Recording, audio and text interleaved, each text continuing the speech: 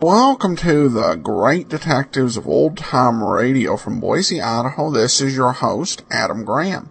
If you have a comment, email it to me, box13@greatdetectives.net. Give me a call. The number is 208-991-4783, and become one of our friends on Facebook, facebook.com/Radio Detectives. Well, today's episode is brought to you by the support of our listeners. Thank you so much for your support. I want to especially thank Michael Galea, who sent along a really nice donation, and we appreciate so much support. And for all donations of $7 or more, we send along access to our premium site, which includes all the extras we do for both Great Detectives and for Dragnet. All right, well, now it's time for today's episode, our very last Pete Kelly's Blues from September 19th of 1951. Here now is June Gould. This one's about Pete Kelly.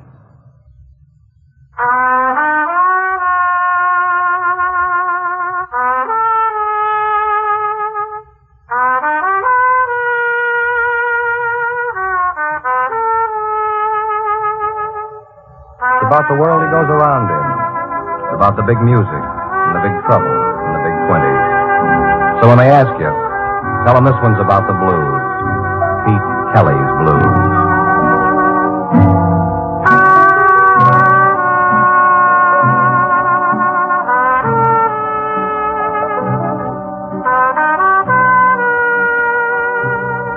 Pete Kelly's Blues, starring Jack Webb, with story by Joe Eisinger and music by Dick Kettner.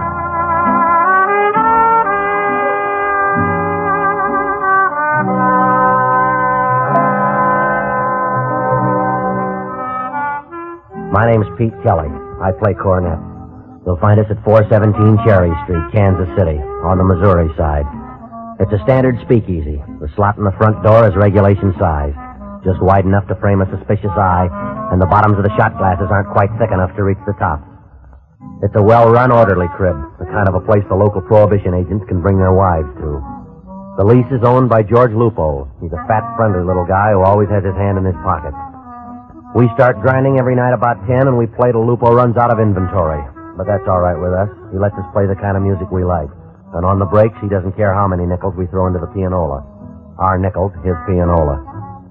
We were winding up the second set last night when Little Izzy came in. Little Izzy's a cab driver who's been working the joints up and down Cherry Street. He's carted more drunks than Lupo ever counted in his wildest dreams, and once a week he lights a candle to Mr. Volstead. But last night, Little Izzy wasn't hauling a lush. She was a white-haired, gentle old lady, the motherly type that Mary Carr plays in Over the Hill. She looked around the crib nervous and bewildered as Little Izzy eased her down at the small table near the bar. He smiled at her as gently as Little Izzy can smile and started for the bandstand.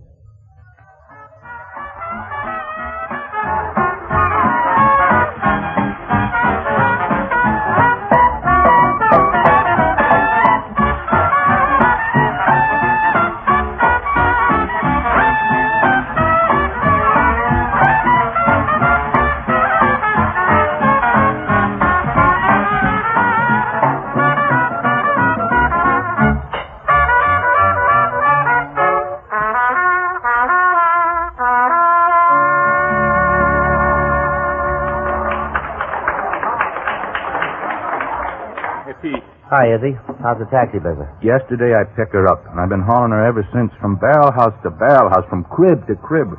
What's she looking for? A girl. What girl? Her daughter. Who's her daughter? A singer. What's her name? June Gould. June Gould. You know her? You know this nail? Yeah, she's a beautiful girl. I haven't heard about her for almost a year. She used to sing over at Maury's. So where's she now? You know how? Where's she now? I don't know. 6-2-0. Every crib we hit, yeah, sure, I remember June Gould, but where's she now? 6-2-0. Well, look, maybe I can... Look, Izzy, tell the old woman to wait. Maybe I can send up a flare. Oh, thanks. Thanks, Petey boy. I got it. So good. All right. Pete, Let's go. Yeah, Red. that June Gould, beautiful gal. Yeah.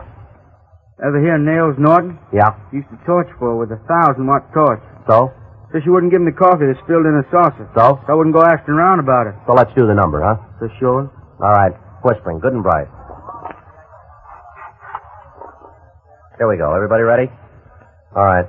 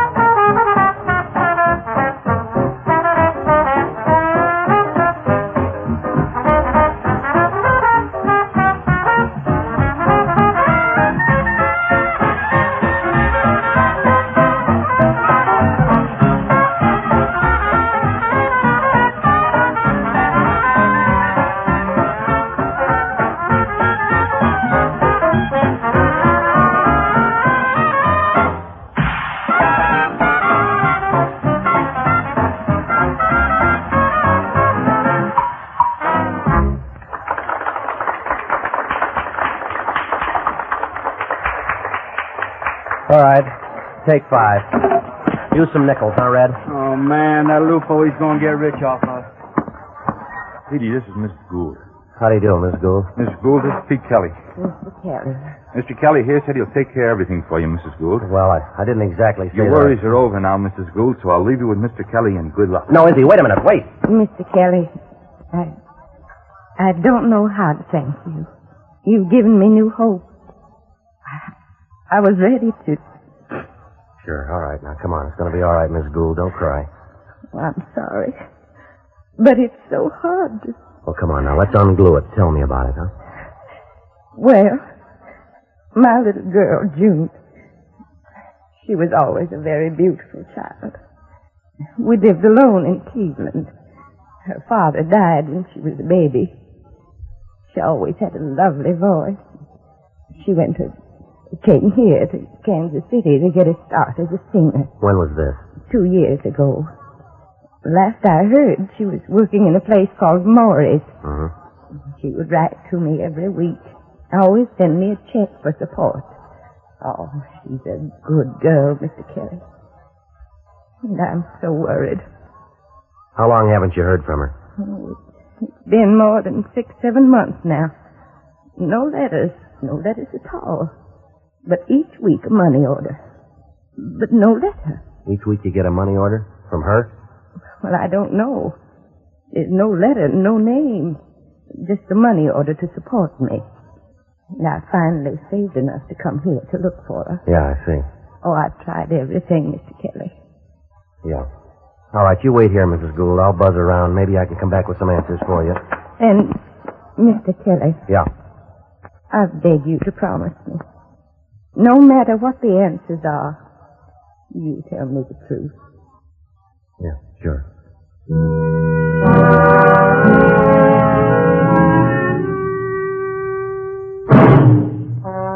Well, the way I figured it, I could have told her the truth then, without even leaving the joint. But it wasn't easy. Not when you looked into her eyes. But where were the money orders coming from? Well, I had to make a pass at it, so I borrowed Red's Erskine coupe, drove out to the edge of town where Maury's Country Club balanced itself neatly on top of a well-kept hill. Nobody could get into Maury's front door unless he showed a white tie.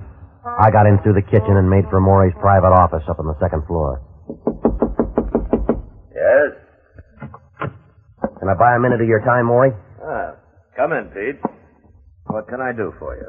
You remember a singer who worked for you, June Gould? Yes? A cigar? No, no thanks. June Gould. I remember June Gould. Why? You got an idea where she is now? Why? Well, I'm trying to get a line on her. Why? For her mother? She's in town looking for her. I heard. She see you? She tried. You wouldn't see her? No. Why not? I had no information for her. You got some information for me? No, no information. But if you ask me, do I have advice, maybe that I got. Like what? Like stay away from this old lady, Kelly, or maybe you'll never live to be as old as she is. Yeah, I see. Thanks. Maury? Yeah. Is Nails Norton still in town? You know something, Kelly? Yeah. I can't figure how you live to be as old as you.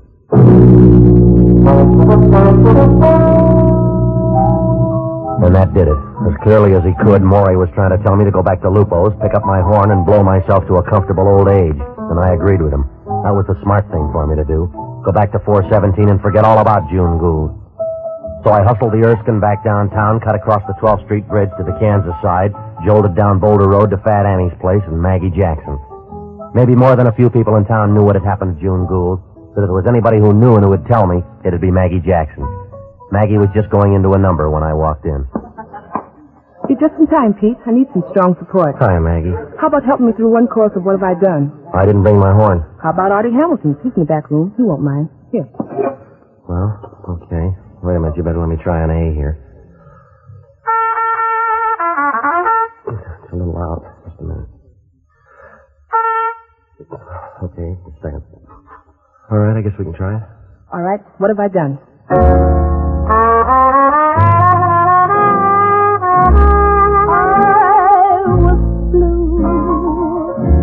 But now I'm bluer. Wish I knew wherever you were. What have I done to make you do this to me?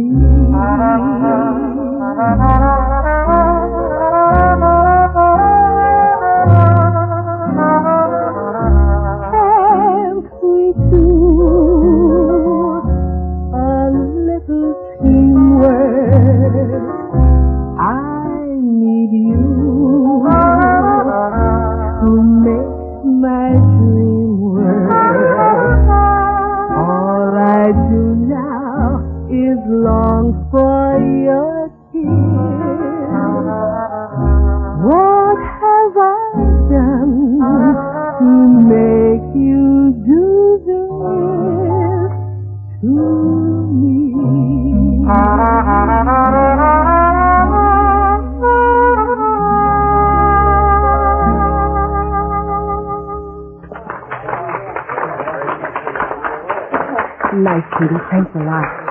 Sure, Maggie. Here's Artie's horn. Look, Maggie, I need some information. Maybe you got an open line. What's bothering you, Petey? Maggie, you ever hear of a gal named June Gould? June Gould. Yeah, she worked over at Maury's over on the hill. Oh, yeah. Tall, flaming red hair with real green eyes. Yeah. And a voice like red velvet. Whatever became of her? That's what I'm trying to find out, Maggie.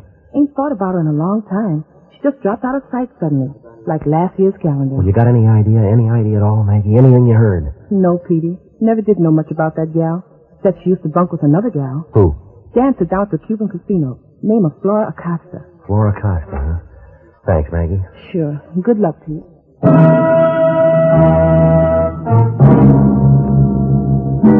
Well, the Cuban casino is a minor league trap over in Spanish Town. They deal strictly for the natives who are homesick for their own rhythm. Flora Acosta was just going into her big finish. I folded myself into a corner and waited.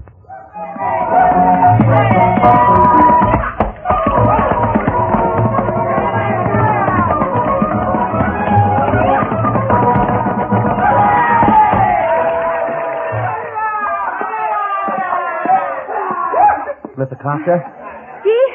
Can I talk to you for a minute? What is it? Well, it's kind of noisy out here. Well, I'm sorry, but I just... Look, have you heard from June Gould lately? Come into my dressing room, please. All right. Hello, little bird. Oh, you're such a happy little bird. Excuse me, senora. Another costume for my next number. Sure, it's all right. Now, tell me, who are you? Pete Kelly. I play cornet over at 417 Cherry. Oh, yes. Now I know. Well, I was told that you used to live with June Gould. See, that's right. Do you know where she is now? No. Well, when did you see her last? Oh, a long time ago. I don't know. Did she say where she was going? No, she just pack up and go. Goodbye. Goodbye, Fleur, my darling. She say and she go. That's how she was. That's how she was? See. Not how she is. You see? Well, you said was, like you don't think she is anymore. Senor, I'm very sorry. You make so much English for me. Hello, little bird. Such a happy little bird. Yeah. Do you know any of her boyfriends? Boyfriend? Yeah. Oh, see, she has lots of boyfriends. Also many. Nails Norton? See? One of her boyfriends. Nails Norton? Sorry, senor. You... Yeah, I know. I make too much English for you. Well, she had so many boyfriends. It's very confusing. Did you meet any of them? Believe me, senor, it's so confusing. Yeah, do you remember any of her She boyfriends? packed all her bags and she said, goodbye, Fleur. Goodbye, my darling. I'm going to be a bride. She was going to be married? See, that's it, married. Who is he? See? The man she was going to marry. Oh, he's a very rich man, and she loves him very much. And she's so happy. Goodbye, Fleur, she said. Goodbye, my darling. Yeah, I know. Now, what's his name? His name is Bishop. You have in English the name Bishop? Bishop? See, Tom Bishop. Very rich man. Do you know where he lives? In a big house, a very rich house. The street? Well, I don't know, but a very rich street. Yeah, well, thanks. Senor. Yeah. How you come to me with all these questions? It makes me very sad, very worried about my friend. You think she's all right? Sure. You will please let me know, senor? I would be very sad, very worried about her. Sure. Thank you, senor. Hello, little bird. Such a happy little bird.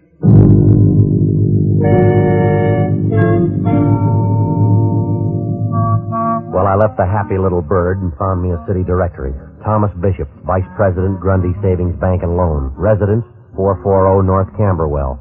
Well, the house was set well back from the street, surrounded by an ornate iron fence and $1 million worth of shrubbery. I made the long trip to the front door on foot, punched the door buzzer. Yes? Mr. Bishop? Yes. My name's Pete Kelly. Is Mrs. Bishop at home? What do you want with her? Her mother's in town. Her mother? Yeah, she'd like to see her. Are you sure you have the right bishop? You're Thomas Bishop, aren't you? Yes, but my wife's mother is dead. You sure? Of course I'm sure. I buried her. You buried her. 10 years ago. I'm sorry, young man. You must have the wrong bishop. No, I got the right bishop, but the wrong wife.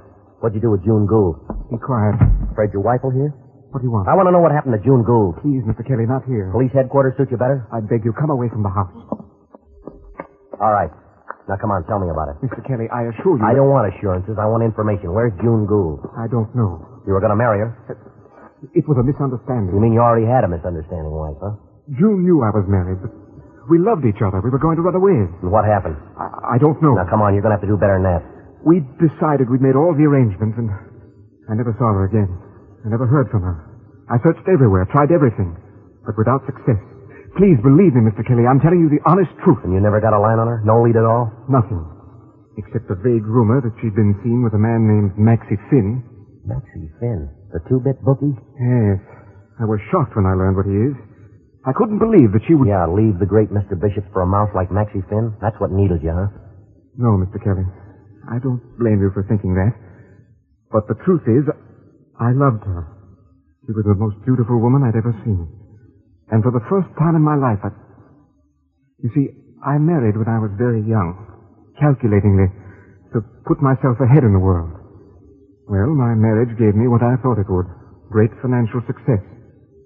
But I didn't realize I was only living half a life until I met June. Yeah. Did you talk to Finn? No, not directly. But I did have communication with him. Cautious type, huh? Yes. But for June Gould to spend the rest of whatever life I have left with her, I was ready to throw away all caution. You asked Finn about her? Yes. What word did he send back? Only 2. Dropped dead. Yeah. All right. I'm going to buy your story, but if it doesn't hang together, I'll be back for another one. Well, I knew where to find Maxie Finn, at the dice table in back of Sartori's garage. I pointed the Erskine for downtown KC. Maybe Bishop's story would hang together, and maybe it wouldn't. Traffic in back of Sartori's garage was heavier than out front. The crap table was getting a big play. I spotted Maxie Finn's pasty face hanging over the $1 line. And the number is 5. Make the point or break the joint.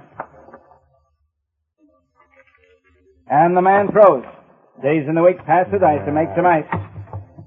All right, get aboard, boys. Get aboard. Maxie, Get aboard. I gotta talk to you. I'm on the roll. And the dice read. Days in the week, 7 the man's down. Pass the dice to make some ice. Everybody wins. Everybody plays. Lay it on the line. We pay it on the line. Nothing but throwouts, all. All right, let's get over here, Finn. It's important. What's your problem, Kelly? Right or wrong, I go along. All right, Kelly, I'm on the sock. My arm's cooling off. What's the hustle? June Gould. What? June Gould. You lost me. You sent word the bishop dropped dead. I send you the same. All right, come on. What happened to June Gould, Maxie? To me, you read like boxcars. Goodbye, Kelly. Come here. Now, where is she? All right, come on. What'd you do to her? Nothing. I see her for maybe a couple of months, that's all. Why didn't she meet Bishop? She never said. Where'd she go after she left you? I don't know. But you got a pretty good idea. You got all I know. All right. Maybe I can get a line. I'll call you. I'll try and I'll call you. All right, at Lupo's. Yeah, I promise. At Lupo. Just to make sure you keep your promise, Maxie, here's a nickel. If you don't use it, I'll be back to take it away from you.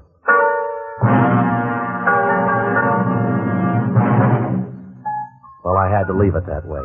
I knew that by pushing Maxie Finn around, I'd started something in motion. There'd have to be a reaction.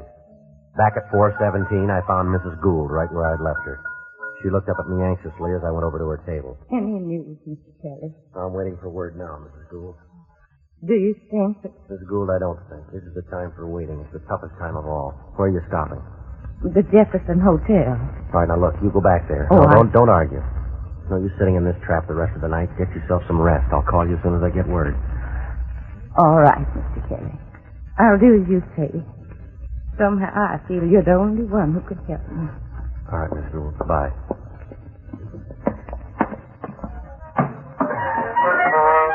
All right, let's hold it down. Hold it down. Come on, Petey, let's get with it. We lost all our business without a nickel. All right. What's up? Blues and B flat. All right, I'll give you the pickup.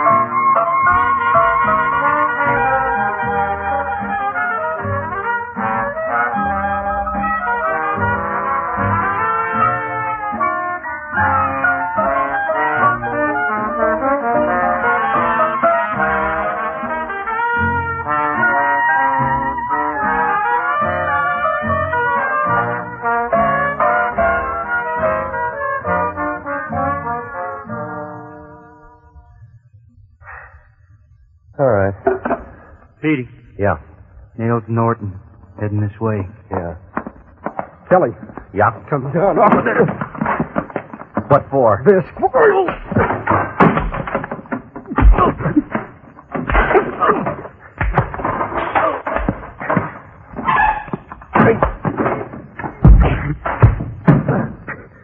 Now you forget all about June Gould, see? Next time I drop you, you won't get up ever.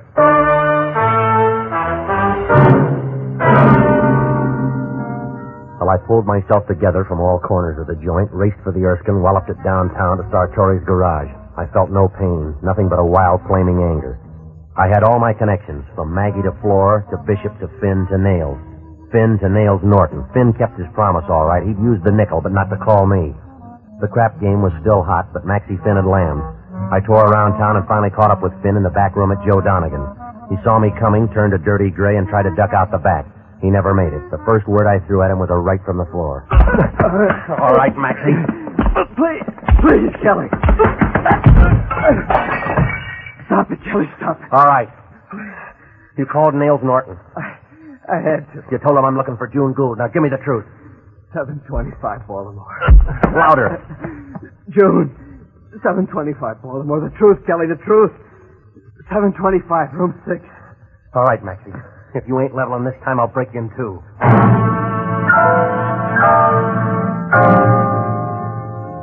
725 Baltimore was only 3 traffic violations away from Joe Donegan. It wasn't much of a place and never was. I found room 6 on the 2nd floor. I rapped on the door and waited. I rapped again. The door was opened wide. First thing I saw across the room was something propped up in a chair. It was all wrapped up in a quilted bathrobe that the house dog probably refused. Long, lifeless hair straggled down onto the shoulders.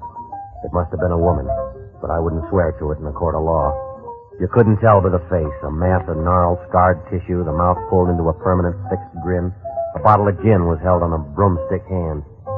The first shock over, I looked at the man behind the door. That was the second shock, the one I didn't get over. Nails Norton.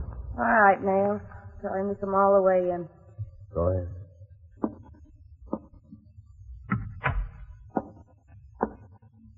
You got a strong stomach, Kelly? Because if you ain't, you better look the other way. Nails here. He's got a good, strong stomach, ain't you, Nails? Yes. June. Yeah, I'm June. June Gould, the beauty. Yeah. Well, you finally found me, Kelly. So take a good look. Let me remember on those long nights when you can't sleep. What happened? Wants to know what happened there. Isn't good for you, dear. Let me take you No, out. I'll tell him. Acid. That's what happened. Who? Tom Bishop's wife. But he doesn't know. Nobody knows. Except his wife, Maxie Finn Nails. Now you. Yeah. She knew about me and Tom. She came before I could meet him with the acid. You never did anything to her. Never. What could I do that would give me back my face? No, let her live with it. Maxie Finn, he found me like that, took care of me. All the while Nails here, he was looking for me. Nails, he always cared for me, didn't you, Nails? Yes. Now Nails takes good care of me. Sees that I have everything I need. And all I need's a quart a day. All I need and all I want. Nails is a good boy. He even sends my mother money every week. He's a good boy. She's in Kansas City, your mother. Yeah, we heard. Why Nails tried to stop you. Well, why don't you? You could write to her. No, letters can be traced. But she's worried sick about you. If you could only let her know. What? Let her know what? You think I want to let her see me like this? You think she... Yeah. Oh, go ahead, Kelly. You found me. Tell her. Bring her to see me. Make the rest of her days happy. Yeah. Kelly, Yeah. what are you going to do? Apologize to Maxie Finn.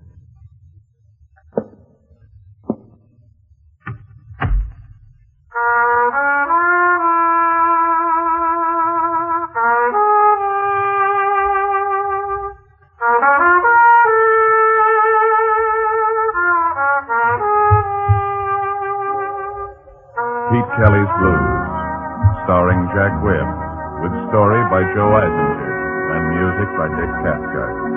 Scoring by Matty Matlock.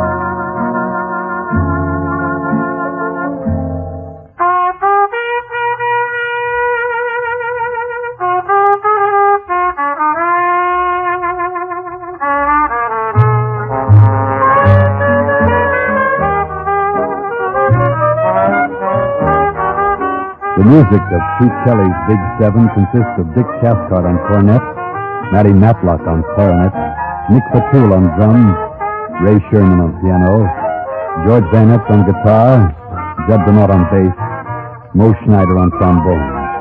The songs of Maggie Jackson were written by Arthur Hamilton.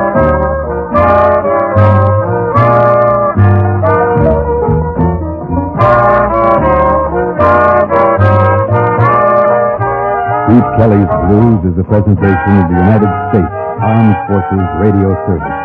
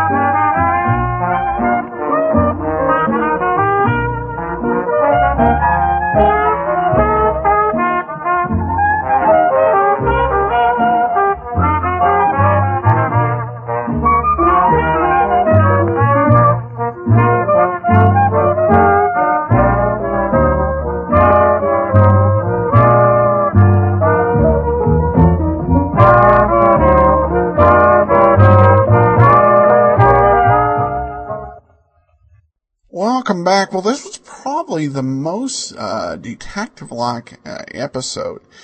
Pete Kelly got a little tough here, mainly in pursuit of the mother's interest. It kind of left us at the end with an open question as to whether he would tell the mother. Yes, he said he was going to apologize, but I think that could, there's some different ways to take that. He could just be apologizing to the thug because, he kind of understood now where the thug was coming from. I think definitely that the mother, would want to know the truth. I think the most difficult thing would be to have a mystery as to what happened to her daughter. But definitely kind of end on the downbeat. But I think that we're going to change the tone and tempo and pace a little bit next week when we have Leonidas Witherall. So we go back to 1944 for a detective comedy mystery. So join us for that. We turn now to listener comments. Schubert said, regarding Pete Kelly's Blues, didn't know it was Jack Webb. Love Jack Webb and Dragnet and Pat Novak. Well, I'm glad we're able to show you a different side, a different sort of Jack Webb performance here. And then we also have this. Over on iTunes, Roberts writes, for those who are bothered by commercials or narrative, the app is offered at iTunes for $1.99, I believe. Also, there are other vintage apps that offer a plethora of shows in every genre imaginable. Personally, I have a real passion for old radio programs, a nice change of pace from TV, whereas radio listening and imagination is required. A nice exercise today for those possessing little or none of the attention span.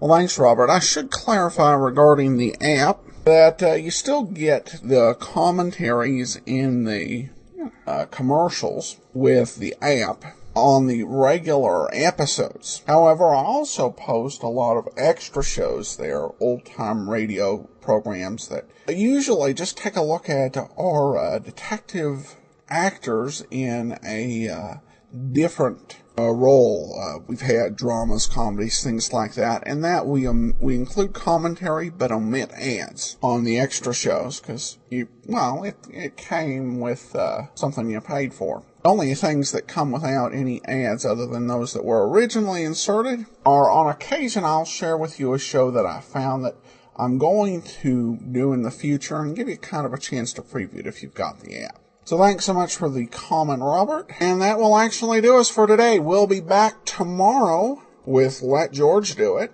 And then join us back here on Tuesday for our first excursion with Leonidas Witherall. In the meantime, you can send your comments to me at box13@greatdetectives.net.